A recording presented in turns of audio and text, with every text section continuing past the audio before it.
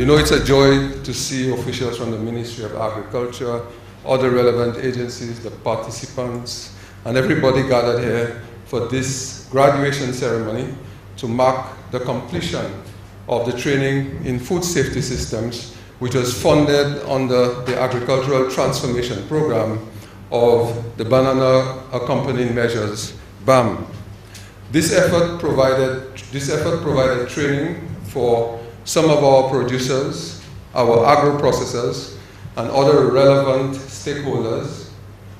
And the facilitators, I must say, transferred information based on food safety systems to give an idea as to the practices and procedures for food safety systems.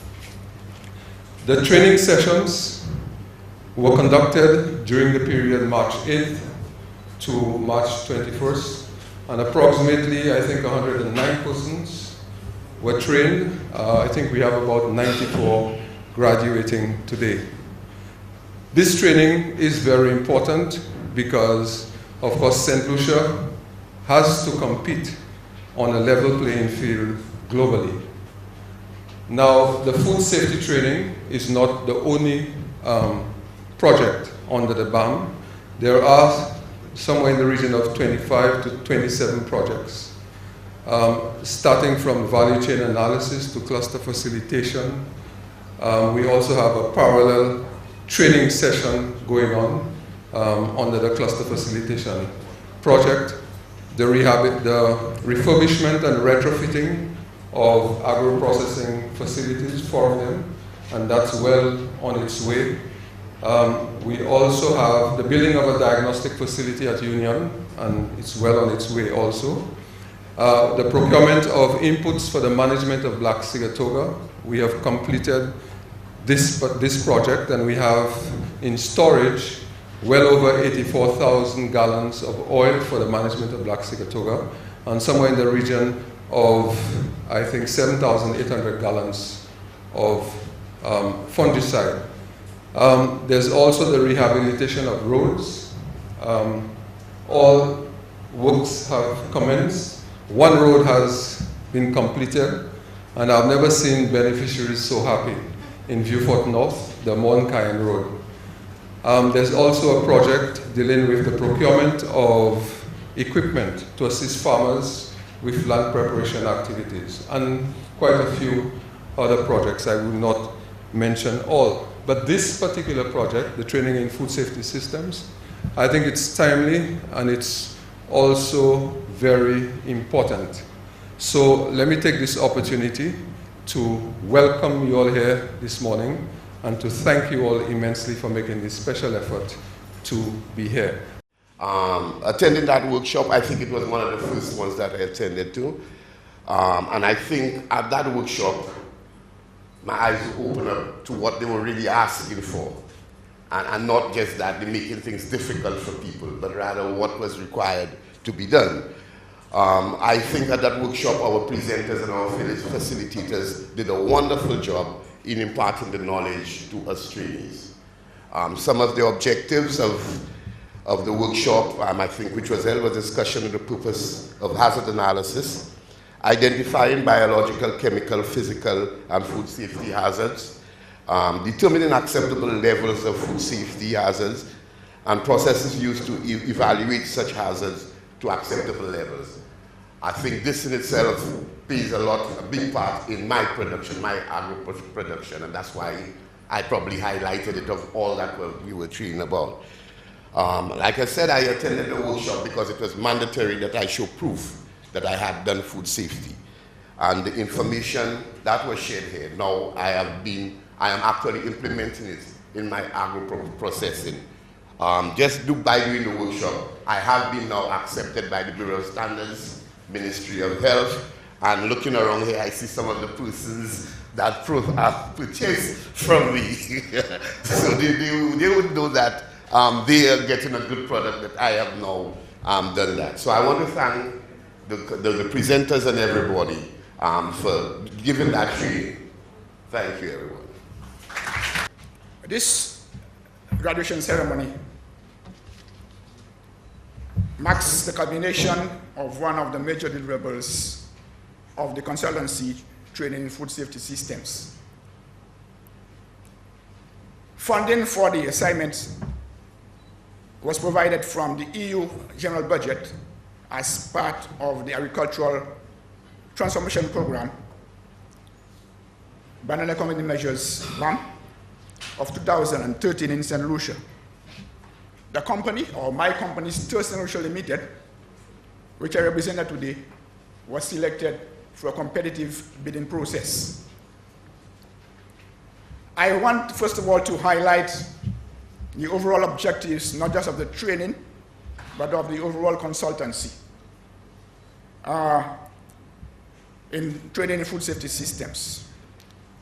The overall objective of this consultancy was to improve the revenue generating potential of the rural sector. And as such, you would have realized that many of the persons invited as trainees were farmers and people involved in the YAPE program, especially from rural communities of St. Lucia.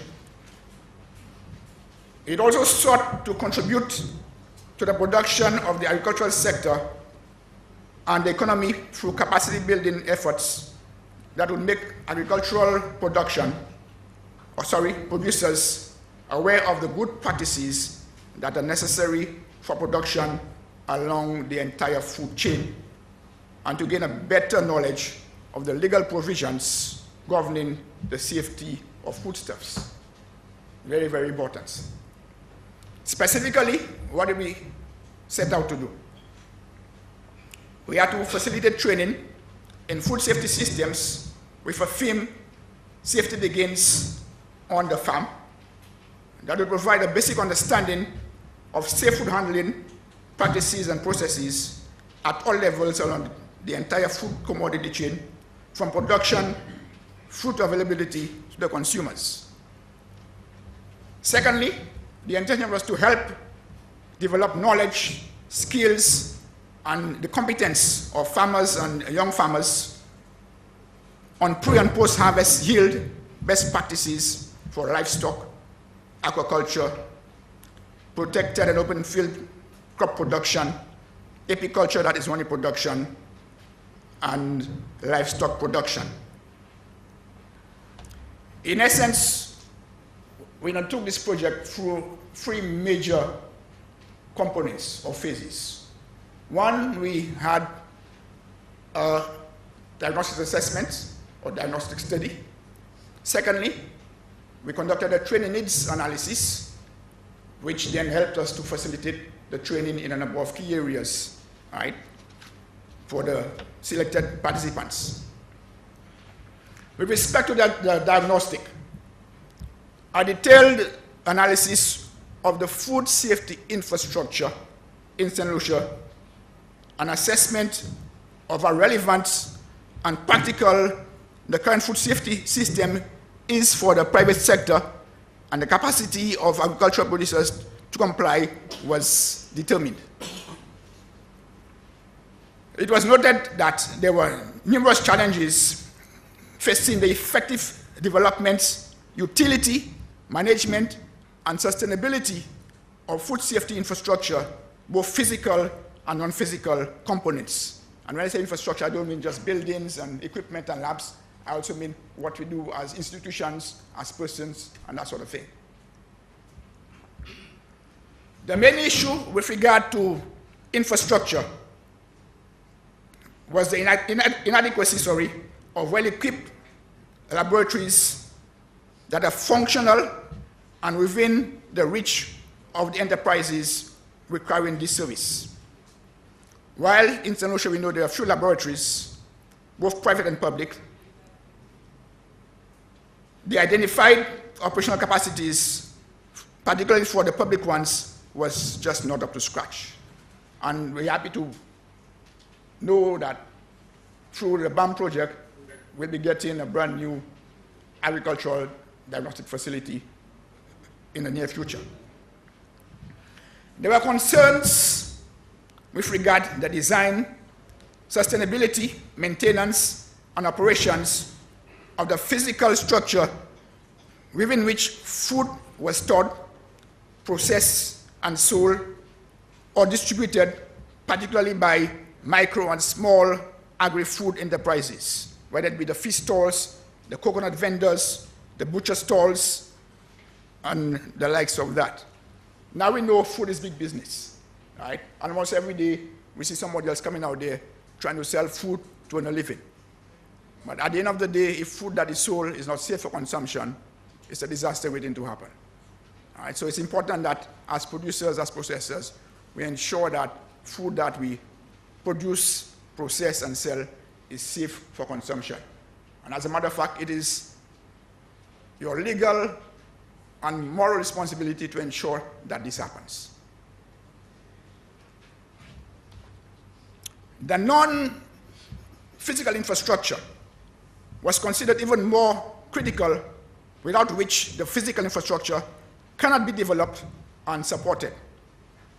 The major issues were with the inadequacy, right, and archaic nature of food safety legislation in St. Lucia, the laws, absence of a well-defined national food safety policy, the substantial costs for development and implementation of food safety infrastructure, compounded by a non-responsive and supporting incentive and tax regime for producers and processors. In other words, like in some countries, if you apply for a tax incentive to order equipment, whether you are Tom, Jack, Jill, or Harry, as long as you go through the process, write documentation, you get your incentives. But in St. Lucia, the scenario is totally different. Right? And I think we need to change that. That's one of the things that we need to change. And I'm saying it loud and clear. I believe that devil's advocate, but we need to change that. There were also issues with the inadequacy of the human resource to deal with food safety issues, and importantly, the lack of well-defined policies for the provision of training in areas that are required for food safety management. With regard to standards and quality infrastructure, it was felt that the use of standards are too onerous and implementation can be costly, and as such, their use is limited. For example, the cost of standards may be a bit exorbitant sometimes, and people who want to use them cannot buy them because they're a bit too expensive to buy. Sometimes implementing them also can be very expensive. Further, there are no coordinated approaches to inspection and testing, absence of a well-defined plan for use of certification programs for ensuring food safety, and the national ability to provide accreditation services is not yet available.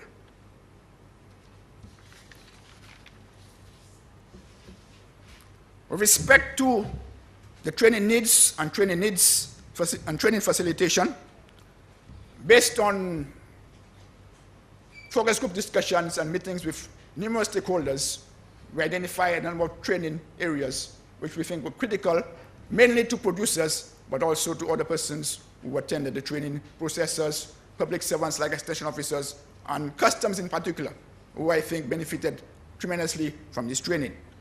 All right, we spoke to things like introduction to the food industry. We looked at food safety, infrastructure, and quality. We looked at hazards, food safety hazards.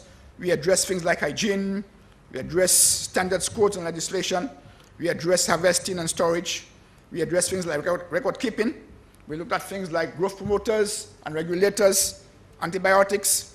We looked at farm management, good agricultural practices.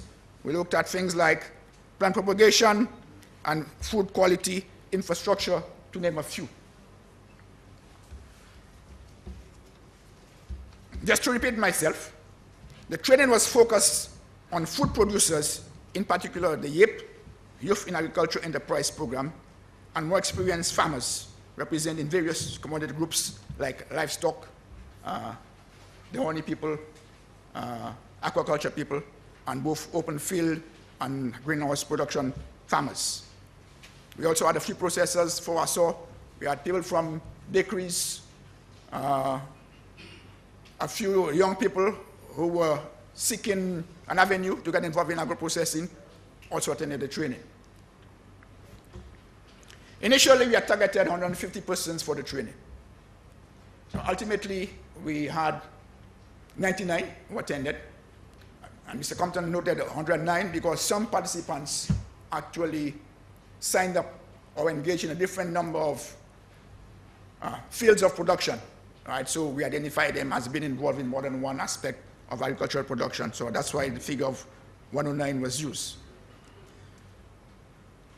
We targeted also persons involved in the distributive trade, retail, wholesale, supermarkets, and the hotels. And although in the discussions with respect to what was to be trained, we saw no representation at the training from the hoteliers, neither from the supermarket people. Right? And I would like to mention this here. All in all, from the trainees' evaluation, the training went very well, with the major constraint being time to cover the myriad of interesting and emerging topics on food safety management. Delivery of the training is being completed today with the presentation of a training manual, hard and soft copy, and certificates to participants. I urge the participants and trainees to make full use of the manual and also the CDs, which we'll get at the end of the presentation, to understand even better what was trained or what was taught. Also to urge you to want to do further research, right, to guide your business and also to impact food safety issues nationally. Finally, I wanted to speak to food safety at the national level. I think this is very, very important and critical, and I'm taking the time to do so. Food safety is fast becoming a global phenomenon, if not already so, because of the extent of trade in food and the facilitation of such trade, particularly driven by the requirements and demands of consumers whose voices are manifested by the actions of nations and the various food enterprises, whether it be industry, processors, commodity associations, trade associations, distributors, retailers, standards bodies, wholesalers, and the likes of that. And that is being done through legislation, standards, codes, conventions, etc. The food trade is big business, and this is recognized by many countries the world over by the investments in infrastructure, capacity building and training, market surveys, support to SMEs, etc. And I would like to highlight, for example, work being done in places like Latin America, parts of Europe, USA, parts of Asia, Australia, right? And in particular, Africa. And I stress Africa because of the extent of resources to produce food, which after so much squandering are investing so much, as the economic survival depends greatly on trade in food. In the region, the situation is almost dismal, probably except for a few countries like Jamaica, Belize, maybe Dominica to an extent. I think we are lagging behind. In St. Lucia, where there are few exporters of fresh produce and processed foods, I think we're yet to see the food trade as big business, with little investment at the national level. Let's not forget that trade is not negotiated at enterprise-to-enterprise level, but at a country-to-country level, and that is important. And as such, food safety must be approached at the national level. There must be strategic partnerships between the private and public sector. The public sector, in that case meaning government, to establish the enabling environment for the private sector to invest. The decision must use a joint approach. We are lagging behind because maybe there are a number of issues pertaining to legislative framework, establishment of agreed national bodies to address food safety still have to happen. We need to promote and make greater use of food standards, as I see a disaster waiting to happen. All types of food business, as I said, have a legal and moral responsibility or obligation to ensure that the food supply to the consumer is safe for consumption. Awareness raising and sensitization of the public is critical. Let us not waste the resources and assistance being rendered by our international friends to support food safety initiatives as our development hinges on it. As a private sector, we see some initiatives which are commendable, but enterprises such as the hotels, supermarkets, importers need to remember that they cannot do it alone as much as they want to protect their business. It is unfortunate that the Ministry of Agriculture is not with us today, as this ministry has a critical role to play in advancing the cause of a national food safety approach. However, I expect the message to get to him and the government and other partners, and I'd like to take this opportunity to urge for a national approach to food safety management and food control as a priority. Finally, let me take the opportunity to thank the EU for the Office of the NAO, the BIT, the Ministry of Agriculture, for the confidence placed in my company and myself for conducting this assignment and the support given. I'd also like to thank my team, Mr. Kenneth Daniel and Mr. Leon, for the hard work and support. Participants, graduates, to make use of the manual, explore further, and keep abreast of developments in the food industry, and do not pass on opportunities for yourself and colleagues for training. Congratulations for completing the training exercise, which I think will serve you well. Thank you. Today I wish to begin by saying that your presence here signals yet another very successful accomplishment of one of the BAM activities.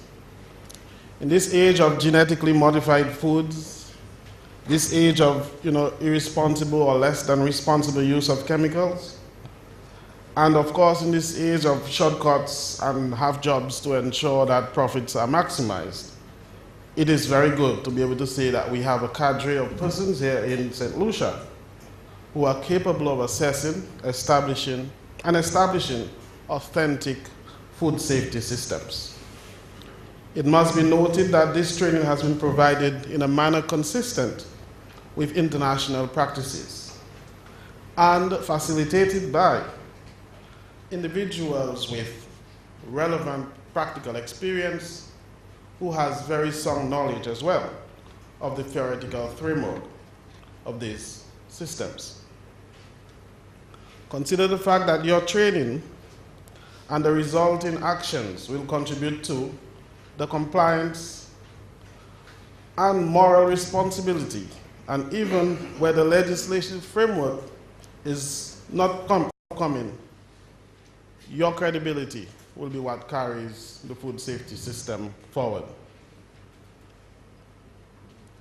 This initiative proves that your value in maintaining the supply of food which is safe for consumption in St. Lucia and the world market is an essential part of that system. And you may not know it, but this actually falls directly into initiatives that are ongoing with the new National Hospital. The new National Hospital is an initiative, meant to bring health and wellness to the population of St. Lucia and people who visit here. So I can already see, again, under the 11th EDF, we are also pursuing spa and wellness. I can already see the new tagline for the St. Lucia Tourism Authority. They will say, "Welcome to St. Lucia, the land of health and wellness, where the food is good and safe, the environment is pure and natural, and the people are healthy and strong."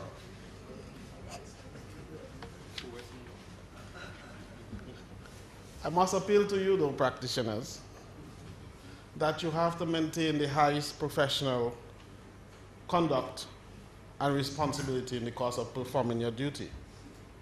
There will be those who are happy with you and those who will be unhappy with you. But remember, your credibility is yours to protect, and guard it well.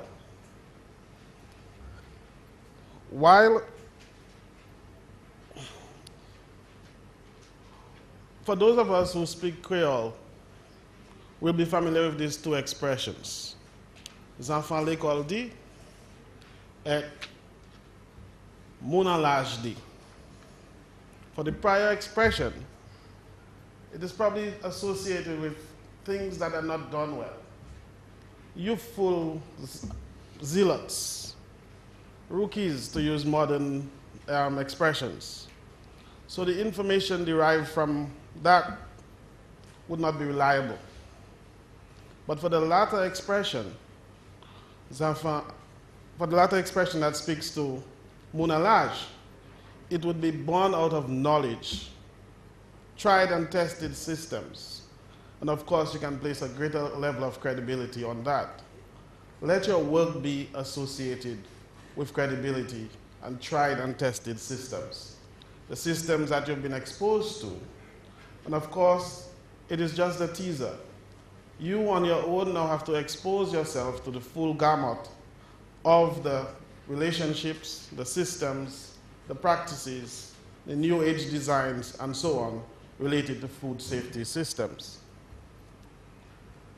Therefore, as you move to design and implement and assess and evaluate food safety systems that are in compliance with the required standards, but where they're not, ensure that these systems are workable, or you've identified systems that are, or practices that are workable, to bring these practices, the systems, into full compliance with the existing standards, and of course make your facilitator here and the government of St. Lucia and the people of St. Lucia proud. I bid you good morning. Ladies and gentlemen, this ceremony marks the completion of their training in food safety systems, which was funded by the EU through the Agricultural Transformation Program of the Banana Accompanying Measures Program, BAM.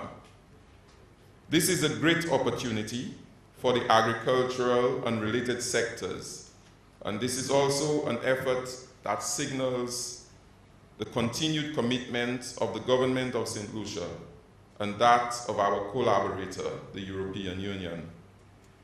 St. Lucia maintains a formal relationship with the European Union, and the historical importance of grant support by the EU to St. Lucia and other ACP countries needs to be highlighted. The EU had in the past supported ACP countries with 2 successive programs focused on bananas.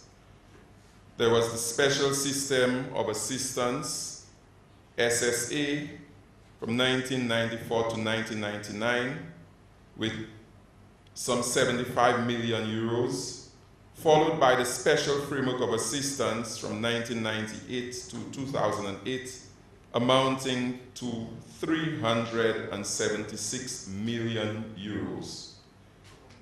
Both programs benefited 12 ACP traditional banana suppliers.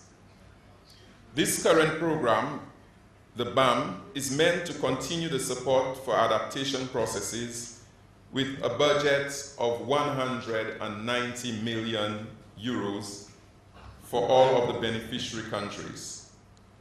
Only 10 countries are beneficiaries of the BAM support based on the level of banana exports measured as import volumes by the EU over the last 10 years up to 2010. Of course, you might be interested in noting that the countries involved are the Cameroons, Côte d'Ivoire, and Ghana in Africa. And in the Caribbean, we have Belize, Dominica, the Dominican Republic, Jamaica, St. Vincent and the Grenadines, Suriname, and of course, St. Lucia. Well, for us in St. Lucia, the BAM process has been an intense, prolific, and transparent one, with the formulation of a number of national adaptation, with the formulation of a national adaptation strategy and multi-annual support strategy in 2010. This was followed by the financing agreement, which was signed in May of 2013. The transparency of the process until now should be lauded. In particular, the regular planning sessions and constant reviews by the EU, both in Brussels and Barbados, the Ministry of Agriculture, the NAO's office, and the Banana Industry Trust, ensures quality, diversity, and equity for every party's contribution and facilitates dialogue at each decision-making level. This has resulted in St. Lucia awarding contracts for all the 25+ projects under the BAM. Some of the projects include the construction of an agricultural diagnostic facility for which soil was turned recently, the ongoing implementation of a management plan for the black sigatoka disease, and the rehabilitation of agro-processing facilities, as well as training in agribusiness, food safety systems, product development, and the rehabilitation of rural infrastructure, such as agricultural feeder roads.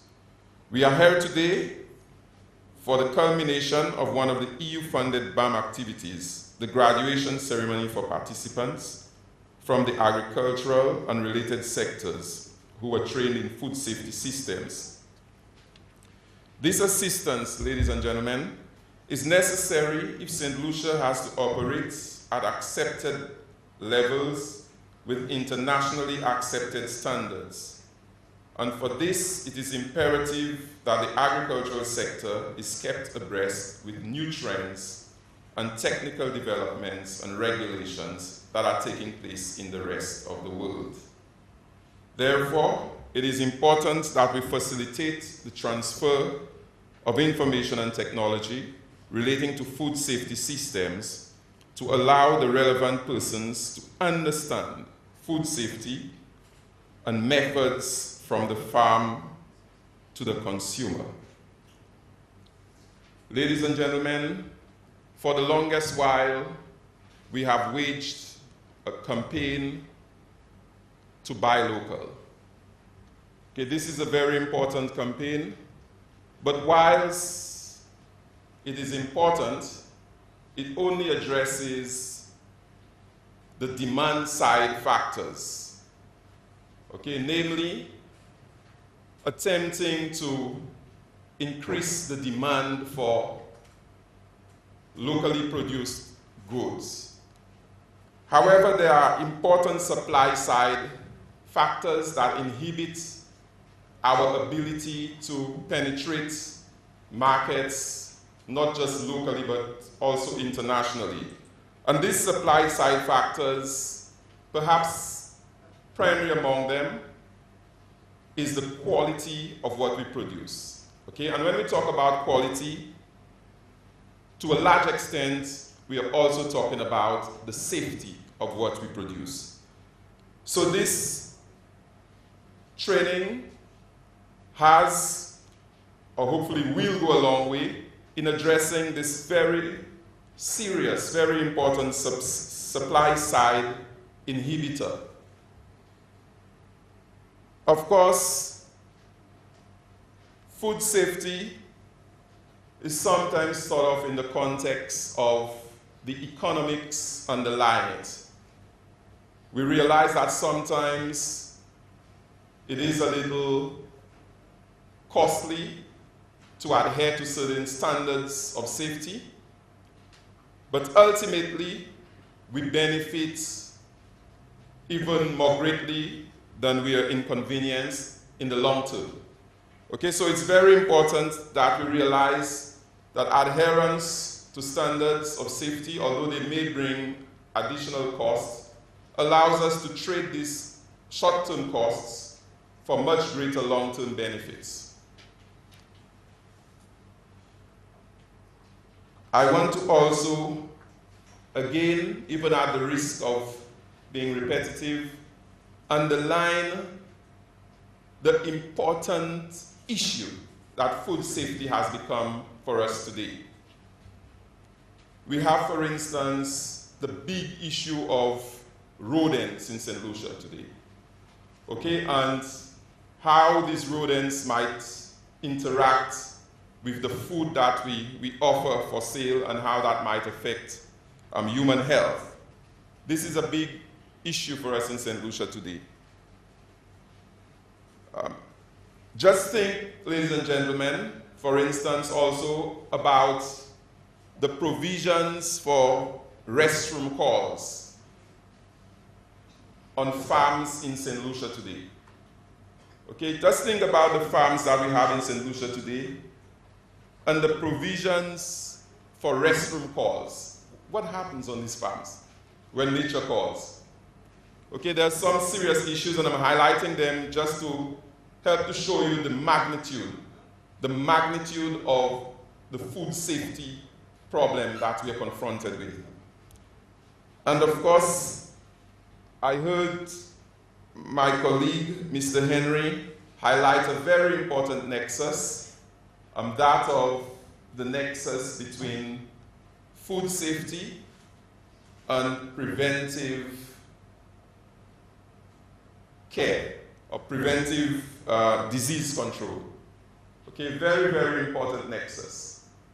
All right? For the longest while, we've been speaking about preventive medicine as opposed to curative medicine, and the ability to adhere and realize high standards in food safety in St. Lucia will go a long way in ensuring that we can realize preventive disease control in St. Lucia to a greater extent than we have. So, ladies and gentlemen, let me reiterate that I am very pleased to be here at this very important graduation ceremony. This effort will go a long way towards the modernization and transformation of our agricultural and related sectors in our country, St. Lucia.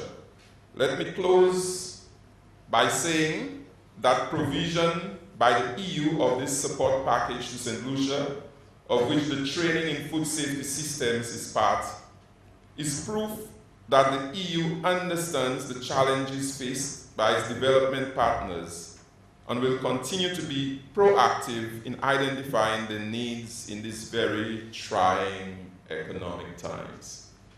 We are therefore looking forward to the continuation of a healthy relationship with the EU and all the agencies and organizations which will benefit from this very important effort. I sincerely hope that together with our graduating participants, we will continue to collaborate and extend new fields of cooperation. Congratulations to our graduates. We are looking forward to the fruits of your training. I thank you very much.